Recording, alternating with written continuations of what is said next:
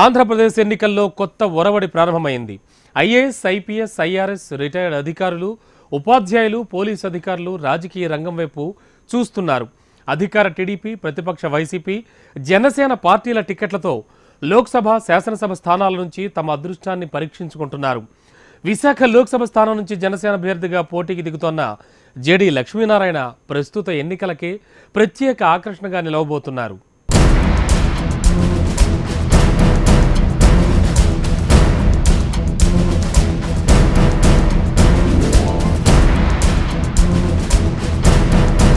జీవితంలో ఎందుకు పనికిరాని వారు రాజకీయాలలో మాత్రమే రాణిస్తారన్నది అలనాటి ఓ సామెత.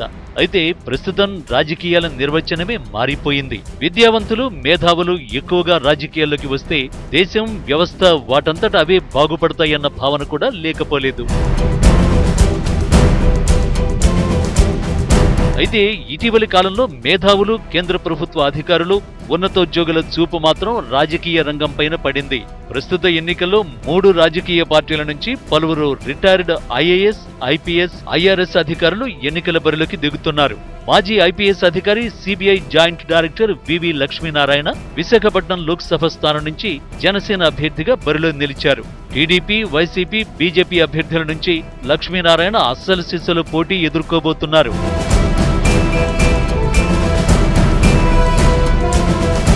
ఇక విశ్రాంత ఐఆర్ఎస్ అధికారి మెట్ట రామారావు శ్రీకాకుళం లోక్సభ నియోజకవర్గం నుంచి పోటీకి దిగుతుంటే, అనకాపల్లి లోక్సభ నియోజకవర్గం నుంచి ఐఆర్ఎస్ అధికారి చింతల పార్థసారథి బరిలో నిలిచారు. ఓఎన్జీసీలో ఎగ్జిక్యూటివ్ డైరెక్టర్ గా పనిచేసిన టీఎంఆర్ శేఖర్ జనసేన అభ్యర్థిగా అమలాపురం లోక్సభ స్థానం నుంచి సమరానికి సిద్ధమయ్యారు. అంతేకాదు గుంటూరు వెస్ట్ శాసనసభ నియోజకవర్గం నుంచి పోటీకి దిగిన మహారాష్ట్ర క్యాడర్ ఐఏఎస్ అధికారి తోట చంద్రశేఖర్ స్వచ్ఛంద పదవి విరమణ తర్వాత రాజకీయాల్లోకి వచ్చేశారు.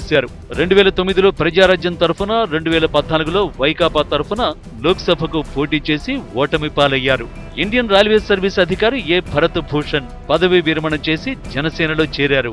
వేమూరు శాసనసభ నియోజకవర్గం నుంచి పోటీలో నిలిచారు. టీడీపీ ప్రభుత్వంలో మంత్రిగా పనిచేసిన రావెల కిషోర్ బాబు గతంలో ఇండియన్ రైల్వే సర్వీస్ అధికారిగా పనిచేశారు.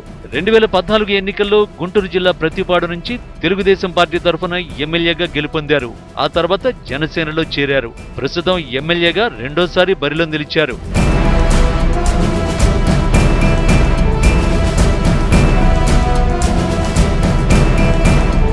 బాపట్ల లోక్సభ నియోజకవర్గ అభ్యర్థిగా బరిలో నిలిచిన శ్రీరామ్ మాల్యాద్రి ఐఆర్ఎస్ అధికారిగా స్వచ్ఛంద పదవి విరమణ తీసుకున్నారు. 2007లో తెలుగుదేశం పార్టీలో చేరారు. 2009లో బాపట్ల లోక్సభ నియోజకవర్గం నుంచి పోటీ చేసి ఓడిపోయారు.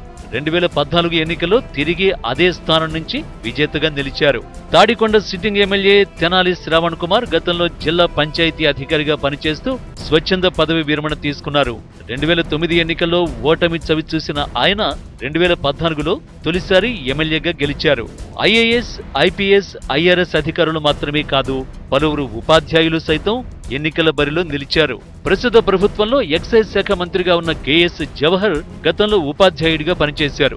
2014 ఎన్నికల్లో పశ్చిమ గోదావరి జిల్లా కొవ్వూరు నియోజకవర్గం నుంచి ఆయన గెలుపొందారు. ఈసారి కృష్ణా జిల్లా తిరువూరు నుంచి బరిలో నిలిచారు.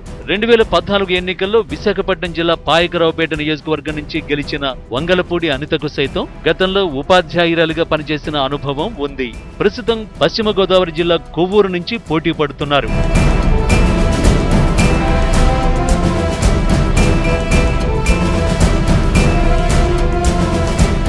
గతంలో కలెక్టర్ గా, పంచాయతీరాజ్ గ్రామీణాభివృద్ధి శాఖ కమిషనర్ గా, సమాచార పౌర సంబంధాల శాఖ కార్యదర్శిగా పనిచేసిన వి రామాంజనేయులు ప్రస్తుత ఎన్నికల్లో కర్నూలు జిల్లా కోడుమూరు టీడీపీ అభ్యర్థిగా పోటీలో నిలిచారు. పోలీసు శాఖలో పలు ఉన్నత హోదాల్లో పనిచేసిన మాండ్ర శివానందరెడ్డి సైతం నంద్యాల లోక్సభ స్థానం నుంచి టీడీపీ అభ్యర్థిగా పోటీలో ఉన్నారు.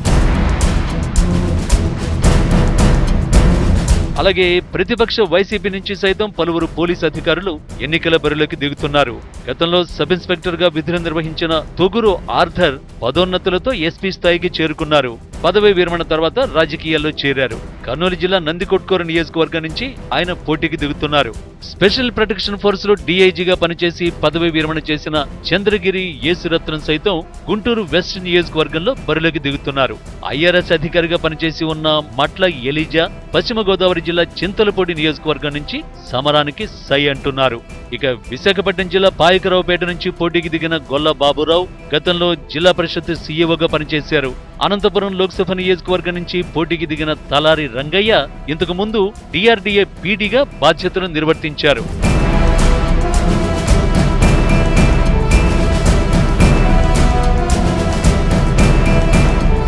తమిళనాడు క్యాడర్కి చెందిన మాజీ ఐఏఎస్ అధికారి డాక్టర్ వి వరప్రసాద్ 2014 ఎన్నికల్లో తిరుపతి ఎంపీగా గెలిచారు. ప్రస్తుత ఎన్నికల్లో మాత్రం గూడూరు అసెంబ్లీ స్థానం నుంచి పోటీలో నిలిచారు. జేసీ దివాకర్ రెడ్డికి సవాల్ విసరడం ద్వారా వైసీపీ దృష్టిలో పడ్డ గోరంట మాధవ్ ఇన్స్పెక్టర్ గా పనిచేసి స్వచ్ఛంద పదవి విరమణ తీసుకున్నారు. ఆయన హిందూపురం లోక్సభ నియోజకవర్గం నుంచి పోటీకి దిగినా సాంకేతికంగా వీలు పడకపోవడంతో తన భార్యను పోటీకి నిలపాల్సి వచ్చింది.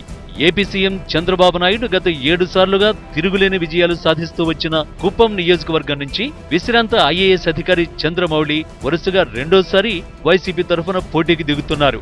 మొత్తం మీద ప్రస్తుత ఎన్నికల్లో పలువురు అధికారులు వివిధ పార్టీల తరఫున ఎన్నికల బరిలో నిలవడం ద్వారా ఎంపీలుగా ఎమ్మెల్యేలుగా ఎంపిక కావాలని కలలు కంటున్నారు.